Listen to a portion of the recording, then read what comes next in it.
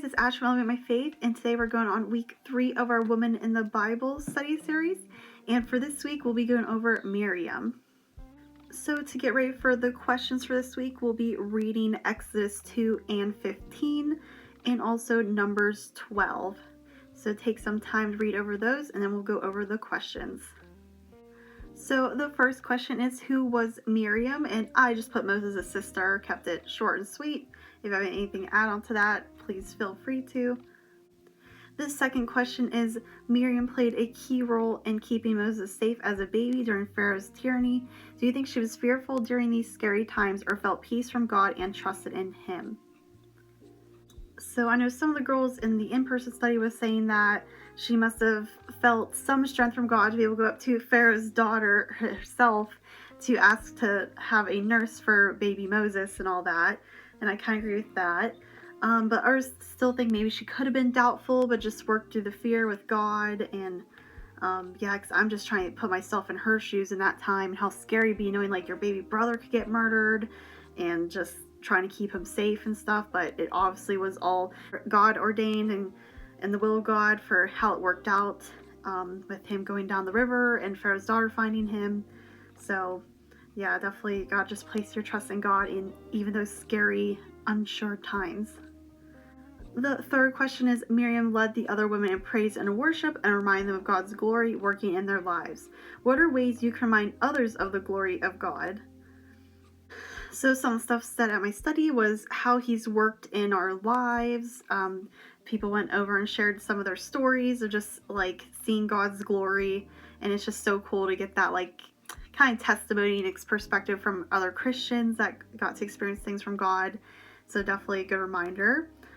Just encouraging others too was said, just lifting others up, because that can just, like, God could be using you as a vessel for those people that need lifted up and encouraged.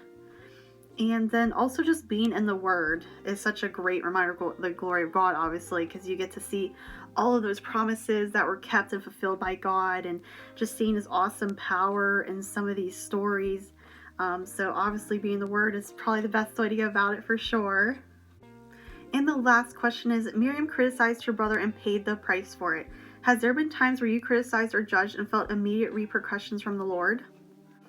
So for me, I definitely felt it, because I remembered I was judging someone for something they did that I thought was like out of the timeline for God and stuff.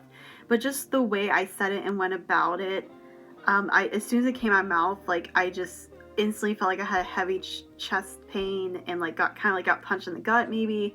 And I definitely felt like that was like the Holy Spirit convicting me, like, why are you judging like that, or why are you saying it like that and joking about something like that, and like trying to just pretty much judge them and joke about it. And so yeah, that was definitely a time I will always think of when I was criticizing or judging and felt that immediate repercussion, because I just felt like, oh my gosh, why did I just say that, like as soon as it came out of my mouth.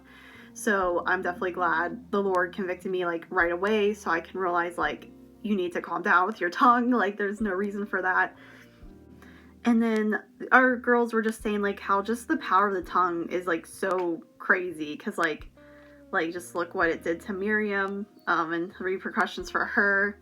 And also just kind of teaches you and shows you like, not only does it harm others when you're judging and criticizing like that, but also yourself, because like obviously Miriam got, sick and everything, and I know that's just a much more crazy punishment that's not going to really happen when you're gossiping, but it definitely just harms yourself, because like I felt it when I was doing it, and I'm sure others have felt it too when they try gossiping or criticizing or anything.